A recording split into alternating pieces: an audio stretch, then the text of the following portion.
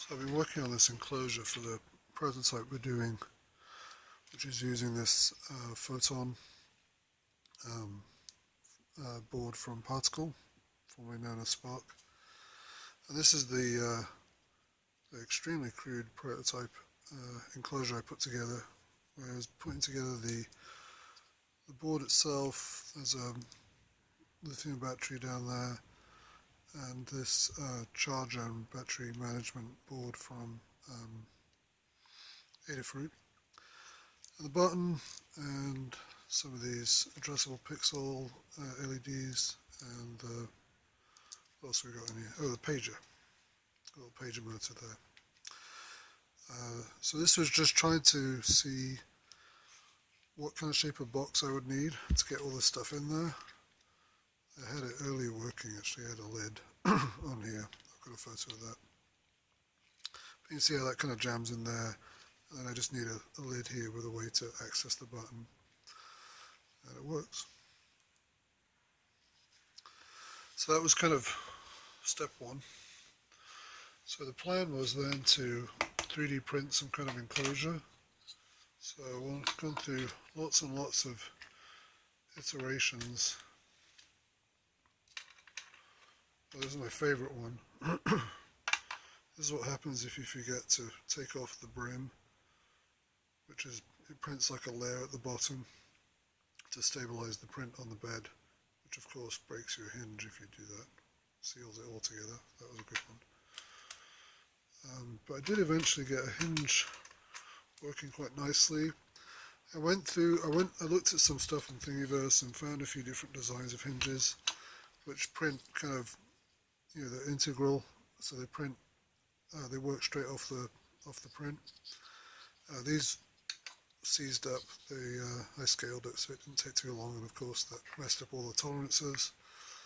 This is those original scale, and it does actually work pretty well. So that was a possibility. I think I'm going to go though with a hinge that uses an actual pin. So this is just a nail. This is quite neat. It should be quite strong, and I have a bit more control over the tolerances and everything. So that leads me to, let me see, so I worked on a few different size and form factors for the box. I ended up coming up with something a bit like this. So you can see here I've got the battery down the bottom.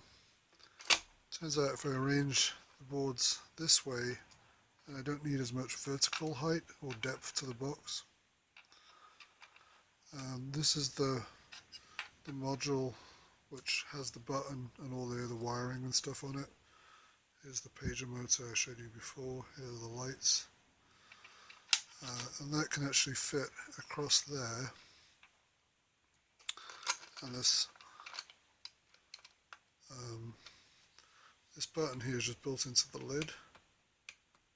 And it actually has quite a nice clicking action. So I think I'll get all this, get the dimensions of this worked out, and lay that in there. That should be pretty good. There's a couple of things I need to do still. I need to do the little window for the charge port, which will be here. Although I suppose I could actually just have it so you open the lid. We'll see.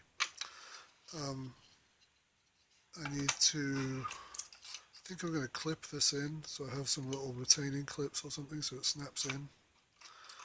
I was trying out putting these headers on here, see if that would give me some stability, but I don't think it helps very much.